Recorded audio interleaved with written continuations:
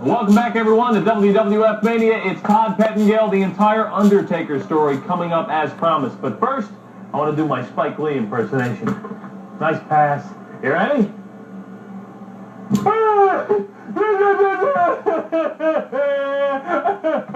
Boy, with fans like that, it's a wonder the Knicks even won one game this year. All right, folks, here we go. Another disgusting story. This is Ted DiBiase with his new property, Nikolai Volkoff, in action. Take a look at this. This contest is scheduled for one fall. Yeah, I'm glad to see you back, especially after seeing your front. During the break, by the way, during the commercial break, you should have seen the King practicing his dance steps. Oh, Randy Terrio, you're not. What do you mean? Imagine the King, Jerry Lawler, a part of the Village people. I mean, you got an Indian construction. Why not symbol of the crowd? Why not you, King? Look, why not one of those guys? You're going to be dancing. You're going to be dancing as far away from Roddy Piper as you can get. You've got to be kidding me. I can't wait. The glorious Gatorade shower. The Gatorade shower that has become so symptomatic of winning in professional sports today. I'm expecting one of those after my huge victory over Roddy Piper in King of the Ring. Yeah. You want some comments about Roddy Piper? I'll give you some comments about the big movie star. Hey, Piper, how'd you get in the movies anyway? Got a face like his, I'd sue my parents. You know what?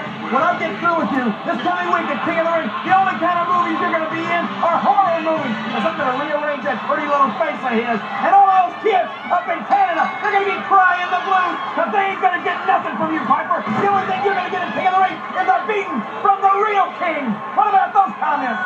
Eric Domino to lock up with Nikolai Volkoff. Another arm drag takedown. Nicely done. No, come on, Volkoff. Punch him in the nose. Ted DiBiase, ladies and gentlemen, acquiring the services of Nikolai Volkoff. Or as the King would say, the property of. Exactly. Yes. You know, as I said, we've had managers, we've had valets. Now here in the World Wrestling Federation, we have your first owner. Our first owner. Imagine that. Count it to it. Nope. A kick out by Domino. No question that Nikolai Volkoff needs the money. And a lot of people... Well, I'll tell you this, he's not going to get any money. Look at the look on Ken's face. I don't blame you for being disgusted, Ken. And you can't blame Nikolai Volkoff for not liking his boss, if you would. A lot of people are like that. Having to work for a man like Ted DiBiase, who constantly reminds you that he's better than you simply because he has more money. That's right. Volkoff being a little more aggressive now. Domino coming up. Imagine DiBiase not only controlling, if you would, the skills of Nikolai Volkoff, but can you imagine Ted DiBiase finding The Undertaker and controlling The Undertaker in the count of three? No, he doesn't get it. I would love to imagine that. Just look at the look. Look at the steely eyes. See, he has insisted to Volkoff that he's got to be more brutal. He's got to be more vicious. The more brutal and vicious he becomes, the more money he's going to make.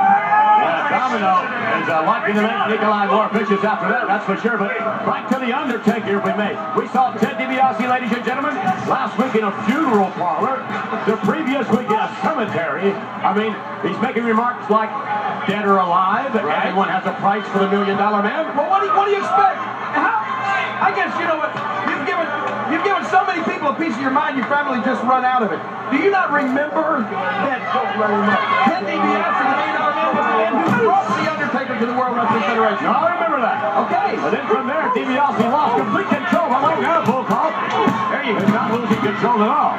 He's all over Derek Domino. I remember that, but nonetheless, I just can't imagine. Even though there have been a number of Undertaker sightings, I can't imagine DiBiase using his considerable resources to find The Undertaker, and apparently he claims now he's made contact. Exactly right.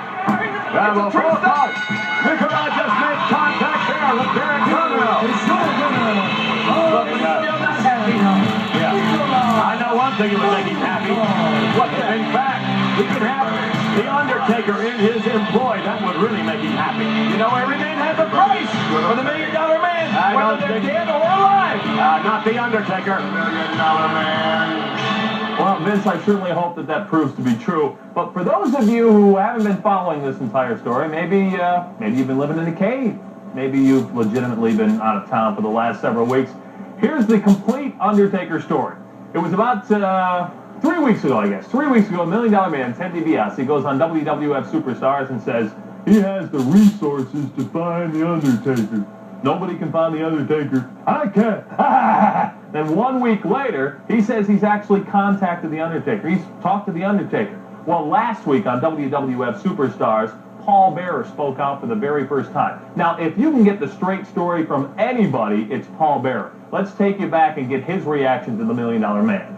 So, Ted DiBiase, you say that you've made contact with my Undertaker?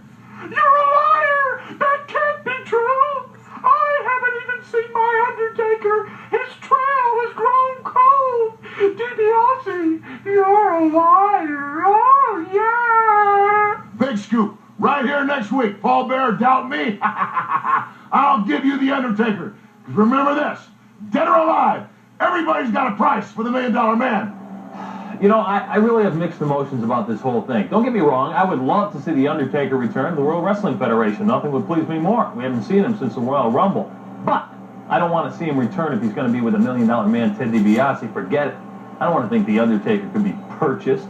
I mean, Nikolai Volkoff's a different story. The man is in a very difficult situation. He's got to provide for his family. Nobody's seen The Undertaker. Do you believe that he's contacted him? I believe Paul Bearer. He's a liar. But this weekend on WWF Superstars, we're supposed to find out. Will The Undertaker return? Well, I hope not. Maybe every man has his price, but I don't believe that's true with The Undertaker. If Ted DiBiase can pull it off, he belongs in the Hall of Fame. Now, speaking of the Hall of Fame, last Thursday in Baltimore, what a great night. I got to show you this. They made up a video for all the guys going in. Superstars inducted in the Hall of Fame. Take a look at Gorilla Monsoon. Hey, look at the whiskers. Hey, take a look at this. Absolutely awesome. The man was so quick. Look at this. Oh, no. Look at him move around the ring. 401 pounds. He uses the word behemoth. It's like he's describing himself. But you look at the man go around the ring. Now, in case, look at this.